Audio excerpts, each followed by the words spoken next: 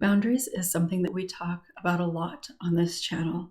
It comes up a lot in my work. And with the holidays coming up, I really wanted to take some time to talk about being able to trust in yourself and what you want and what you need when it comes to setting sometimes some pretty important boundaries for yourself and for your healing. Welcome. I'm Peggy Oliveira. Thank you for joining me. If you haven't yet, please make sure to subscribe and click the bell for notifications. And if you find this video helpful, make sure to give it a thumbs up and maybe even consider sharing it with somebody. So if you followed me for any length of time, you've likely seen a video or two where I talk about boundaries. And I've probably touched on what I'm going to talk about today, possibly in some other videos, but I want to talk about it in a really kind of specific way today. In part because I know that for a lot of people watching this, that in particular this year, might be feeling a little bit more challenging, whether it's with family or friends or coworkers. But just recognizing that there's some people, some relationships in your life that you may be reevaluating, that you may be having some feelings around. And to think about spending holiday time with them, maybe bringing up some things.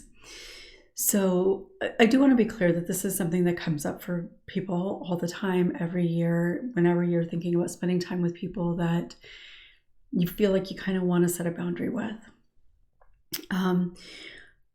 But part of the reason that I wanted to talk about this now is because I think there's a good chance that a lot of you are probably hearing or witnessing other people, maybe even people that aren't survivors of childhood trauma, talk about like setting boundaries with people or cutting people out of their lives and having some really hard conversations, or saying, screw it, I'm not going to have those conversations because I just don't want to deal with it. And so it may be a little bit more kind of in your awareness. And part of that conversation is recognizing, kind of having a very clear indication, evidence, really more than an indication, having evidence of what matters to people, what doesn't matter, what people think, what they really believe, how they approach issues and people generally. And it's causing people to rethink a lot of things. And if you are a survivor of childhood trauma, there's a really good chance that you have people in your life, maybe people that are very close to you, maybe it's friends, but you likely have people in your life who maybe haven't taken you, your trauma, your struggle, your healing seriously. Maybe they have tried to deny, minimize, or rationalize your experience, your struggle, how you feel, what you want. They may be telling you things like it's not that big of a deal, or they're your family, so you should just try to get along. Those kinds of things. So there's quite a bit of overlap in a lot of ways between what childhood trauma survivors have experienced throughout their lives, kind of no matter how old you might be, and kind of what's happening currently in this climate.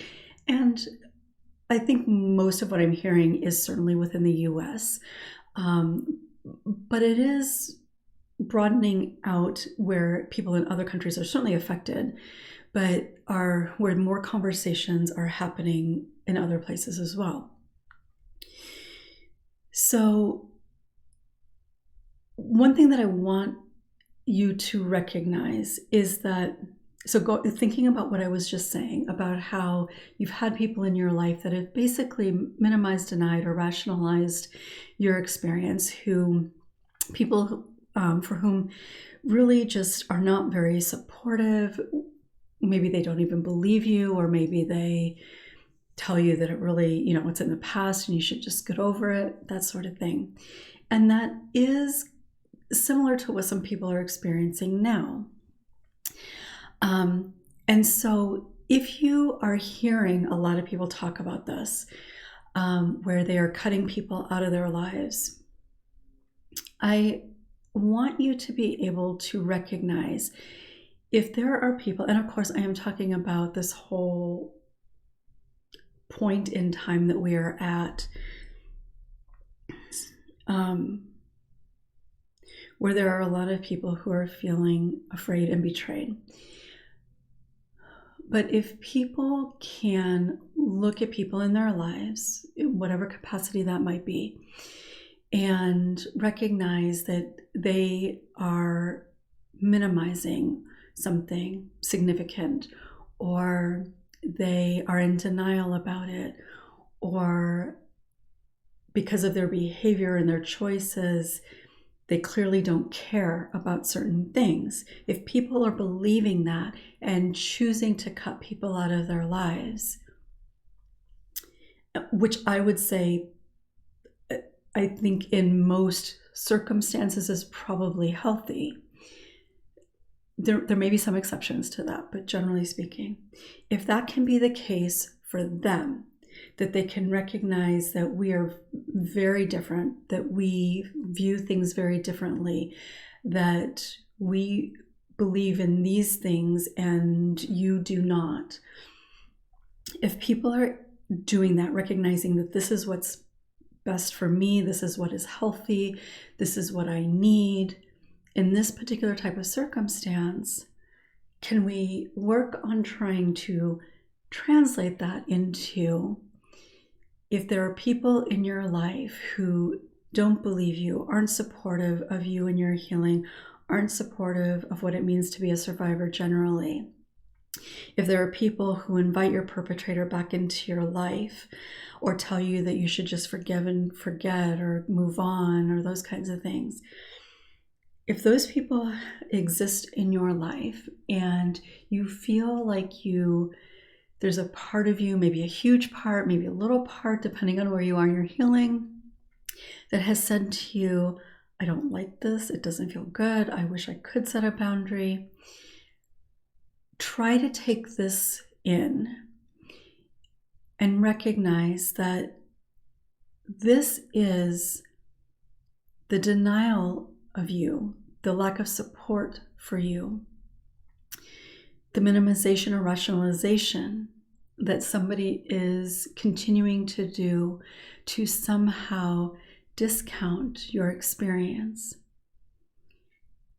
Those things are not only valid reasons to set boundaries with people, but they are, generally speaking, almost always, I would say, almost always, there may be some exceptions. I can't think of any right now, but I always want to leave that door open, because you have to be really careful when you say always and never. But if that is the case, almost always the healthy thing for you to do is going to be to limit. Now, the degree to which you limit may vary depending on the circumstance, but it's generally going to be healthy to limit their access to you, your access to continuing to being hurt by them, to be reminded that your experiences, your feelings, what you need doesn't really matter. And I think it's important to recognize that word, healthy. Because when we look around, it isn't necessarily normal. Whether you're a survivor or not, there are far too many people who continue to have people in their lives who are not healthy for them, not even healthy in their own lives. And there are a lot of reasons, societal reasons, cultural reasons that we do that. But it's important to recognize that just because something may be normal or not, in this case, maybe normal to not cut people out of your life, doesn't mean that that's necessarily the healthy thing to do. Sometimes the healthiest thing to do can be the thing that goes against everything around us, or what everything around us, including the people, would tell us we should do.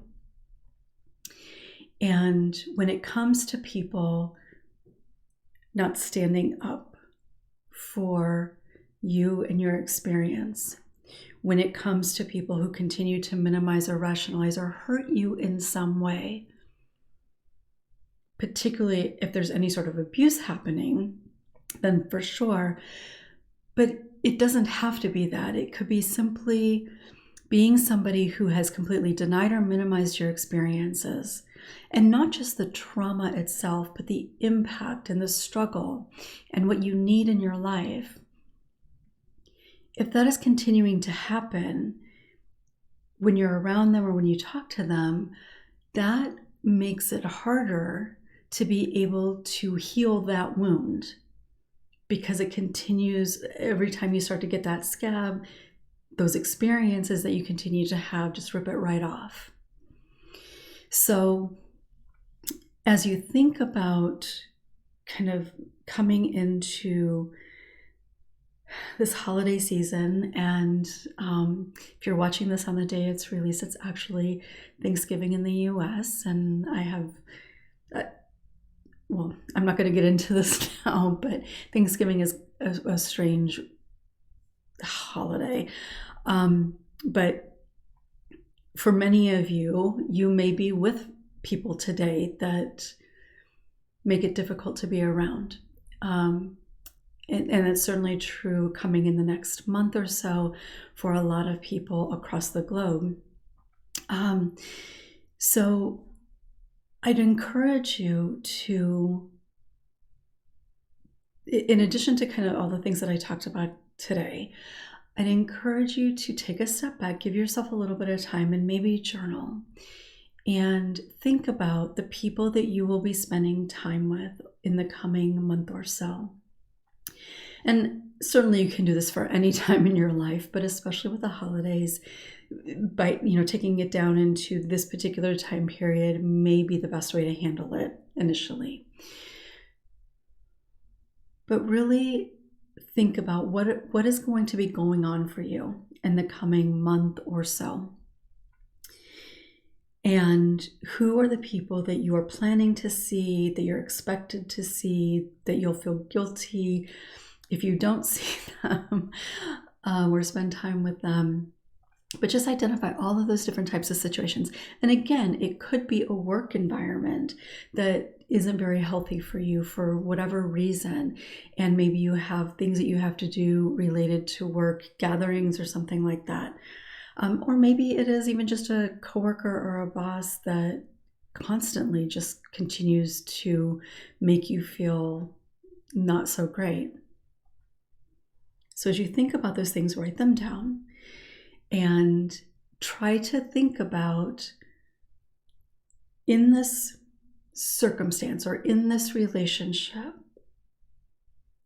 is what happens, is the way that I'm treated, is the way that my trauma or my struggle is looked at, is it supportive?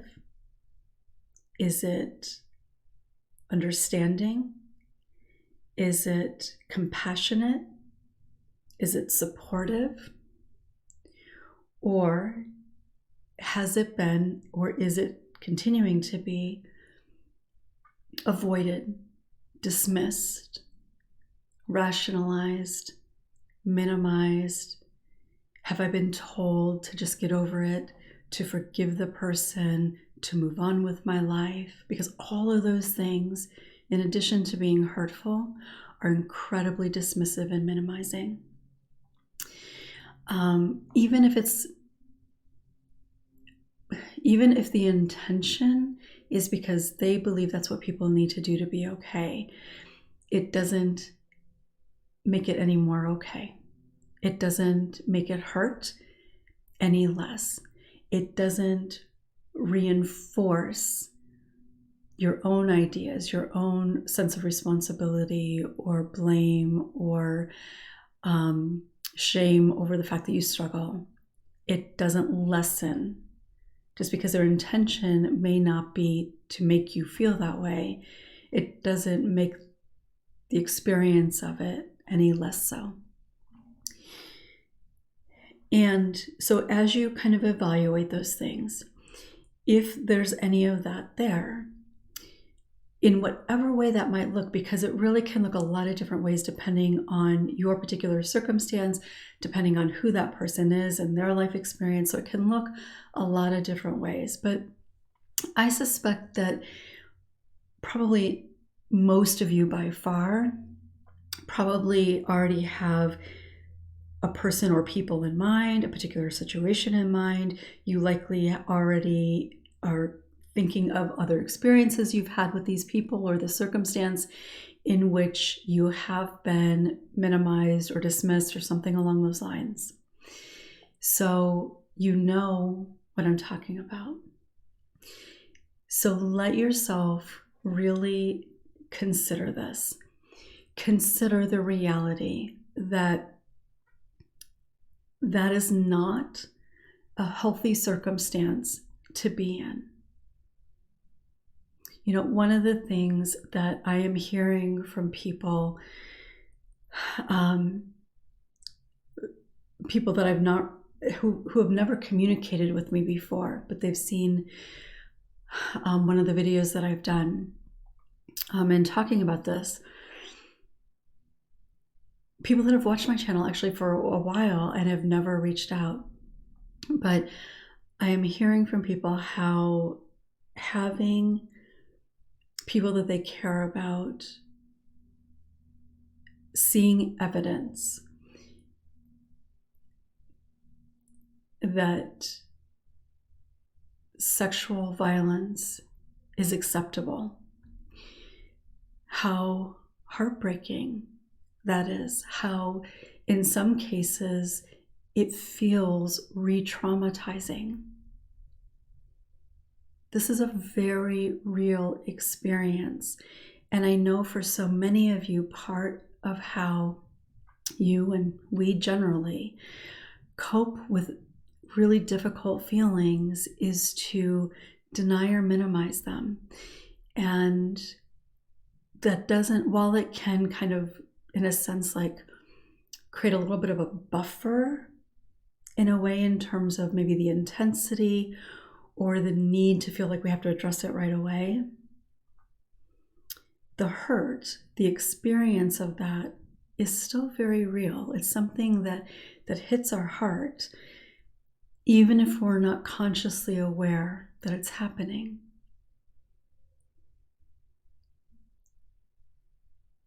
So it's really important that you honor yourself. You honor your reality of your experience with the person or people that you might be thinking about. I've talked about this before, that just generally speaking, even for people that haven't experienced childhood trauma, that holiday times or times when you get together with your whole like original family of origin,